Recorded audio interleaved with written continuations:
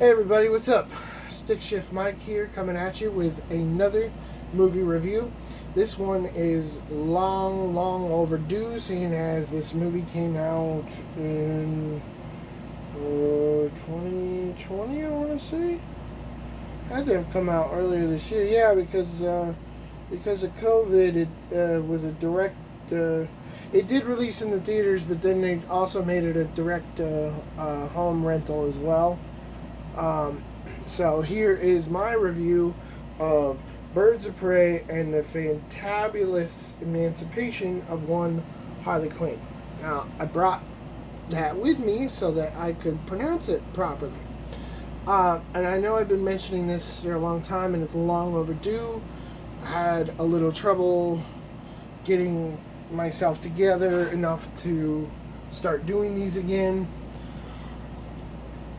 You want to know what I thought about it? Absolutely loved it. 2 thumbs, way up. It's up there on one of my favorite comic book movies of all time because it's comic book accurate. It is so accurate. And since we are only not even 2 minutes in, I'm going to admit that I have eaten the biggest crow over this film. I took a look at the previs and the teaser shots and the wardrobes and the casting, and I was like,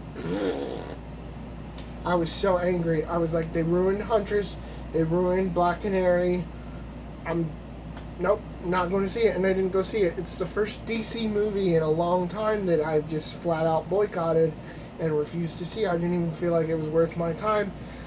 Boy, did I regret it.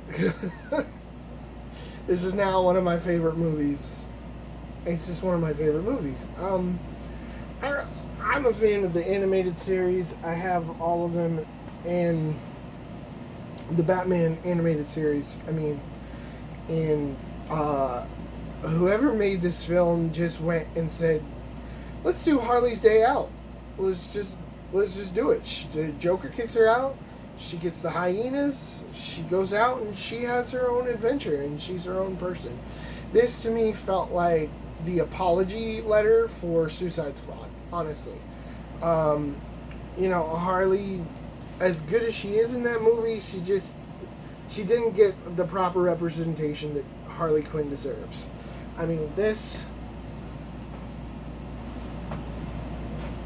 This is the standard right here, folks.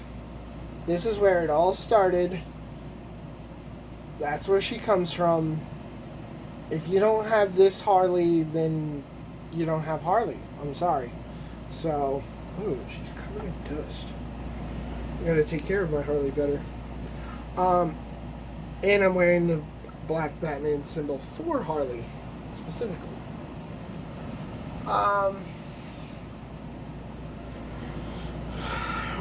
What didn't I like? Ewan McGregor, Black Mask. Now, I am doing spoilers because of the fact that this movie's been out so long that if you haven't seen it by now, you've probably seen it by now. The trailer did give a lot away, I'll say that. Especially that scene. But, that is just one of the greatest scenes of all time. This movie's not overly gruesome. It's a little gruesome. It's rated R. There is cursing. But it's fun. It's just so much fun. It's just the best way I can describe it. So Black Mask, Ewan McGregor, he acts like he could be a character that could exist in a realistic Gotham City. He went really eccentric with it. So did Zaz.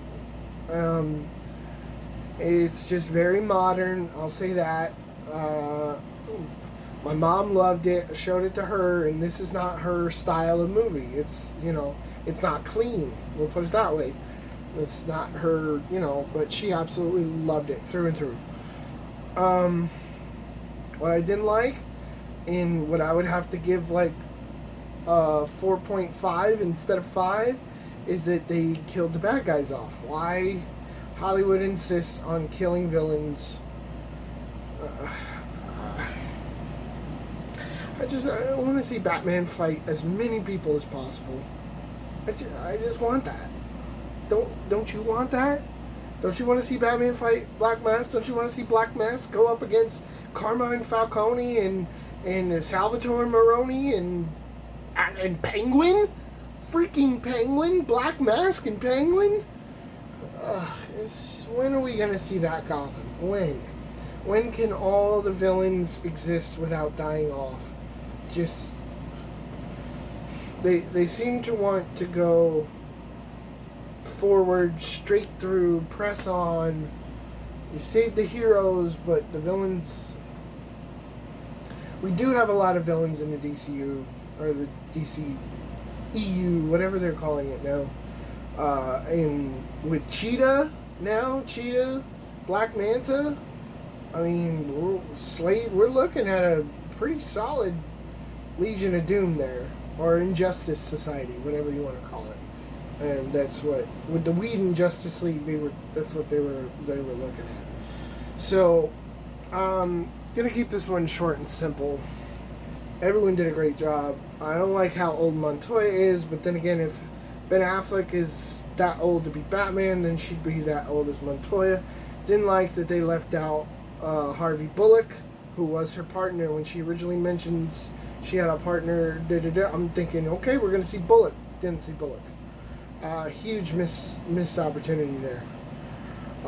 Gordon isn't mentioned. Oh yeah, this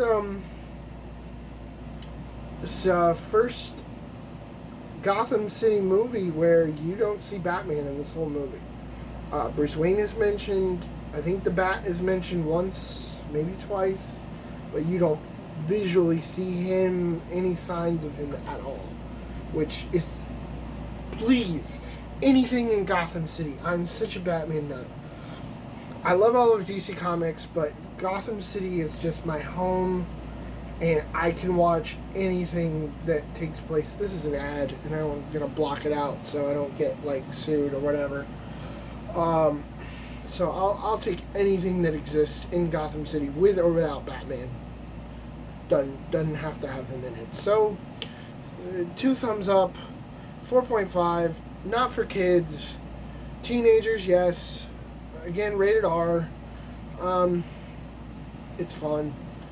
It's a fun comic book movie. I wouldn't say on Deadpool's level, because it's not that funny. Deadpool, especially the first one, hilarious. And just non-stop laughing. But this is fun. It's fun. Why can't superhero movies be fun? We do have Suicide Squad 2 coming out, which if you saw DC Fandom, released a little sneak peek, a little behind-the-scenes action going on. James Gunn, Suicide Squad, can't go wrong. Margot Robbie returns. Joel Kinnaman as Rick Flag. Idris Elba is a new character, like Deadshot, but not Deadshot at all, which I love, absolutely love. Yeah, if you haven't seen it, give it a chance. At least give it a chance. If you gotta turn it off, I completely understand. But this is the Gotham City story of the Birds of Prey. I was telling some people who were asking me about this, and I was explaining to them, this movie had 3 or 4 different titles ever since Suicide Squad came out in 2016. The fact that people love Harley and Joker, this movie went from a Harley and Joker like Valentine's romance movie, but like demented movie, which Joker ended up being, and then it split into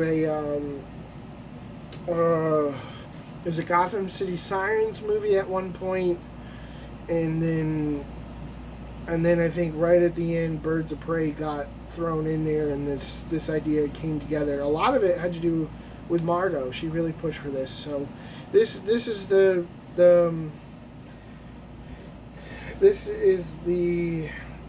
apology letter for Suicide Squad, and this is what Harley should be.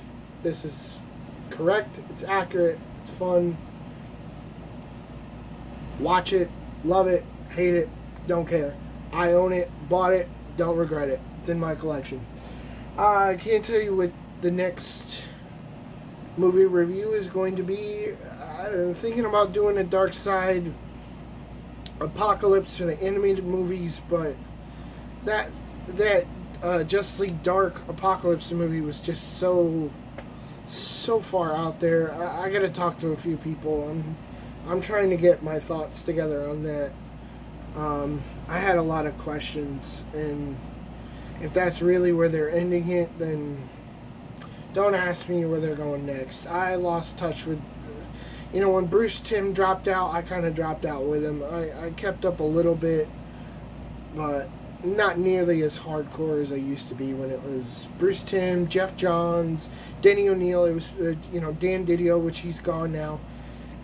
So when the people involved were the real people behind the animated series, Paul Dini, all the original Justice League and Justice League Unlimited people, those were quality films. And I watched a review on that where they were talking about the difference of the animated films pre-New 52 and post-New 52, and it's night and day. It pales in comparison. So I'm at 11 minutes. I'm wrapping up.